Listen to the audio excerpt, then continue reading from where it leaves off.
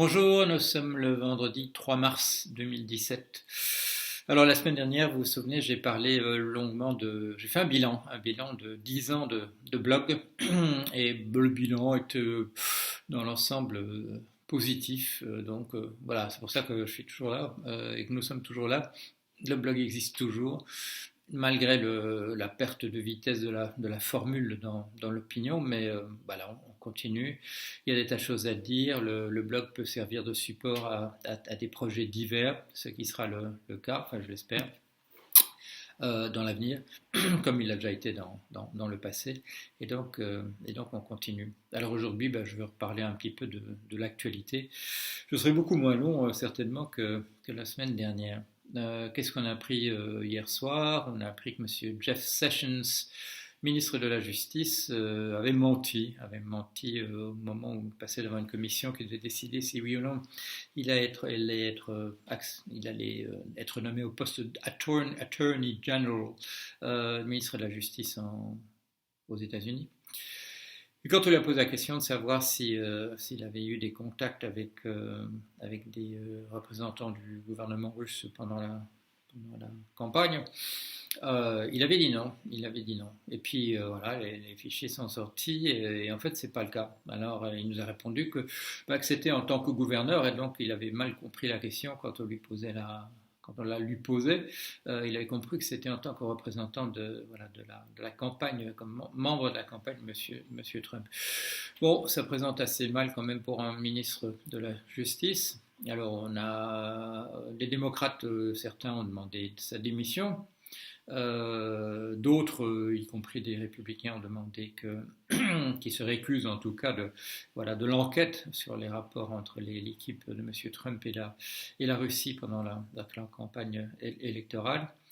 M. Trump est aussitôt intervenu pour lui dire de surtout pas bouger, de surtout pas faire ça, et voilà, ça n'a pas marché parce que M. Sessions s'est récusé dans les minutes qui suivent. Alors, s'il devait se retirer, s'il devait partir, les journaux américains insistent sur le fait que beaucoup des gens qui se trouvent dans les postes ministériels maintenant sont en fait des gens à lui.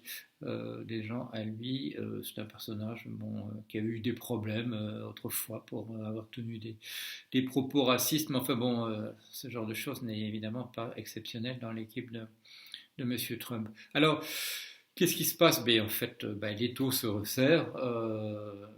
Il restera bientôt plus que M. Trump à qui on posera la question de pourquoi il avait nié ceci ou cela, alors qu'il était en train je dis ça comme ça, c'est une hypothèse d'orchestrer sa venue au pouvoir avec l'appui du gouvernement russe. Qu'est-ce qui se passerait dans ce cas-là? Eh bien, il se passerait le scénario idéal pour le Parti républicain. Il a gagné les législatives, il a des gens à lui partout dans le gouvernement, et en particulier M. Mike Pence qui est vice-président, et qui montrait en grade si M. Trump devait se retirer. Alors, petit problème pour M. Mike Pence hier soir, c'est qu'il avait été un des très grands critiques. Il avait mené campagne sur un point particulier. C'était le fait que Mme Hillary Clinton avait utilisé une boîte mail privée pour des affaires qui touchaient au gouvernement du pays. Manque de peau, on a trouvé hier que lui faisait pareil. Et là, je crois que j'ai trouvé une transition toute.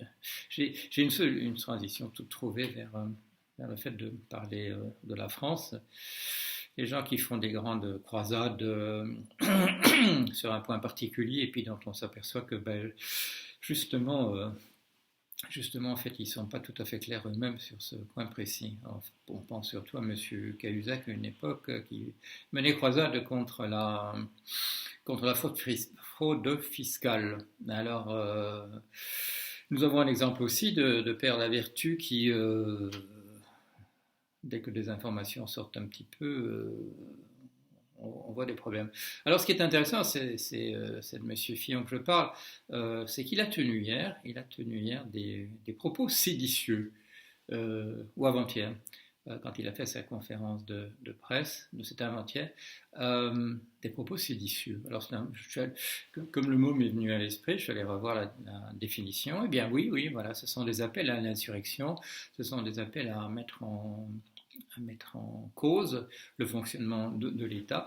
Il y a des pays où c'est considéré comme quelque chose de très très très grave, ça s'assimile à la trahison, à la trahison pour les militaires, et, pour les gens de gouvernement. Mais donc voilà, apparemment il n'y a pas une loi comme ça en France. Il y en a une pour l'histoire du film qui a été fait par Patrice Lecomte sur cette personne qui avait libéré, je crois que c'était à Saint-Pierre, voilà, Saint-Pierre connu pour être Saint-Pierre-Miquelon, qui avait libéré, qui avait laissé en liberté un condamné à mort, si j'ai bon souvenir.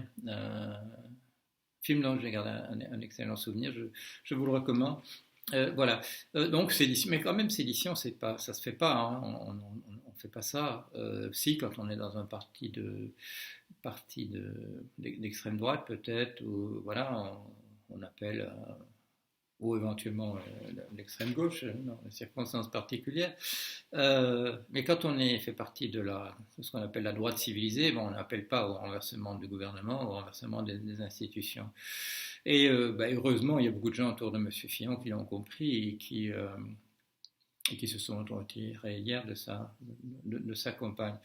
Alors il reste avec un dernier carré de fillonistes, probablement beaucoup des gens qui viennent du mariage pour tous, là, comment ça s'appelait? Je ne sais plus comment ça s'appelait. Enfin voilà. Et la chose risque d'être assez anecdotique.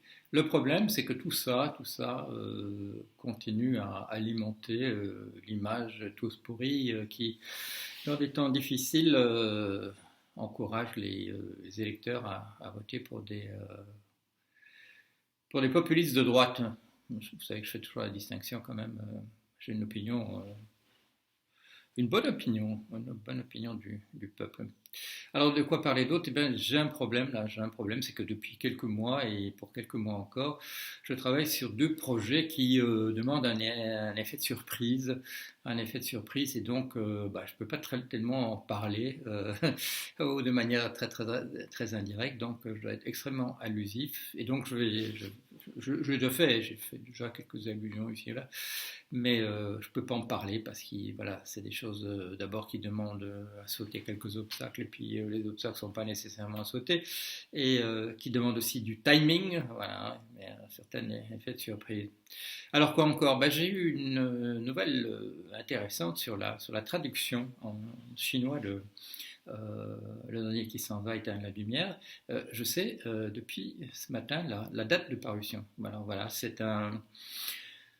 sera au mois d'octobre. La traduction est terminée. On en est à la circulation et l'examen des épreuves, qui est c'est quand on a imprimé pour la première fois le livre et qu'on regarde toutes les fautes qu'on n'a pas. On essaie de trouver toutes les fautes qu'on n'a pas encore décelées. En général, il y en a quand même. Ça dépend du travail qu'on a fait, mais il en reste encore un nombre surprenant en général. Et voilà, on en est là.